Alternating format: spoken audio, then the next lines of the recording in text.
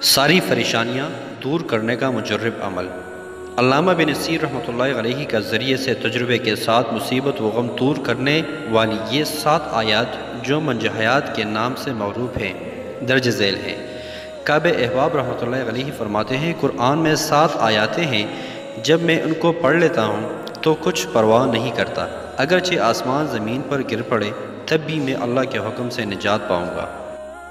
ایک روایت میں آیا ہے کہ جو کوئی ان آیات کو ہمیشہ پڑھے گا، اگر اس پر کوئی احد کے برابر عذاب کا پہاڑ آ پڑے گا تو بھی اللہ تعالیٰ ان کی برکت سے اس کو اٹھا دے گا۔ حضرت علی مرتضیٰ کرم اللہ وجہہ نے فرمایا، جس نے صبح و شام ان آیاتوں کو اپنے وظیفہ کیا اور دنیا کی تمام آفتوں سے امن میں رہا، دشمنوں کے مکر سے خدا کی امان میں پہنچا۔ آیات نمبر 1، جس کا ترجمہ ہے، آپ کہہ دیجئے کہ ہمیں سوائے اللہ کے ہمارے حق میں لکھے ہوئے کہ کوئی چیز پہنچ ہی نہیں سکتی، وہ ہمارا کارساز اور مولا ہے۔ مومنوں کو تو اللہ کی ذات پاک پر ہی بھروسہ کرنا چاہیے،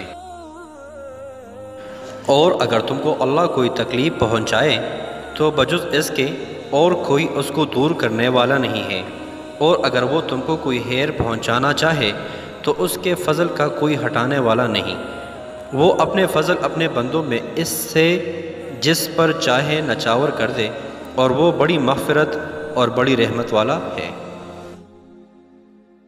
آیات نمبر 3 کا ترجمہ، زمین پر چلنے پھرنے والے جتنے جاندار ہیں سب کی روزیاں اللہ تعالیٰ پر ہے، وہی ان کے رہنے سہنے کی جگہ کو جانتا ہے اور ان کے سونپے جانے کی جگہ کو بھی، سب کچھ واضح کتاب میں موجود ہے۔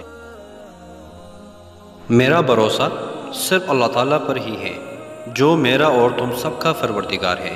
جتنے بھی پاؤں درنے والے ہیں سب کی پیشانی وہی تامے ہوئی ہیں، یقیناً میرا رب بالکل صحیح راہ پر ہے۔ آیت نمبر 5 کا ترجمہ، اور بہت سے جانور ہیں جو اپنے روزی اٹھائے نہیں پھرتے، ان سب کو اور تم بھی اللہ تعالیٰ ہی روزی دیتے ہیں، وہ بڑا ہی سننے جاننے والا ہے۔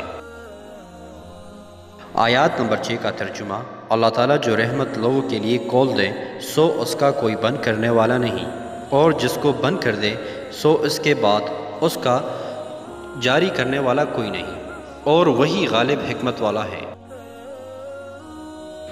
آیات نمبر 7 کا ترجمہ، اگر آپ ان سے پوچھیں کہ آسمان و زمین کو کس نے پیدا کیا ہے تو یقیناً وہ یہی جواب دیں گے کہ اللہ نے۔ آپ ان سے کہیں کہ اچھا یہ تو بتاؤ، جنہیں تم اللہ کے سوا پکارتے ہو، اگر اللہ تعالیٰ مجھے نقصان پہنچانا چاہے تو کیا یہ اس نقصان کو ہٹا سکتے ہیں؟ یا اللہ تعالیٰ مجھ پر مہربانی کا ارادہ کرے تو کیا یہ اس کی مہربانی کو روک سکتے ہیں؟ آپ کہہ دیں کہ اللہ مجھے کافی ہے، توکل کرنے والے اسی پر توکل کرتے ہیں۔ اللہ اکبر۔